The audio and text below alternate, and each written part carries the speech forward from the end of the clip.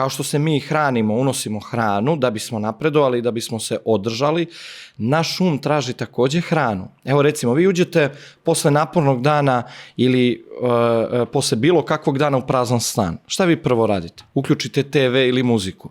Zašto? Jer mozak traži hranu. Jer on traži neku interakciju, osim ako niste zadubljeni u svoje misli, kada vam to nije potrebno, jer on opet radi. Problem je što mi ne dajemo dobru hranu, kao često na materijalnom nivou, hranimo se, da kažem opet ja na srpskom, tom trash hranom, tom brzom hranom, recimo, ili nekim nezdravim namirnicama, mi mnogo manje vodimo računa koliko nezdrave namirnice unosimo u svoj um i koliko tu jednu hranu koja je nezdrava zapravo konzumiramo. I to je problem, to je to potrošačko društvo o kome ste govorili, jer mi jednostavno smo zatrpani hranom za um, portali, Instagram, TikTok, billboardi, gdje god da se okrenete, vi dobijate informacije.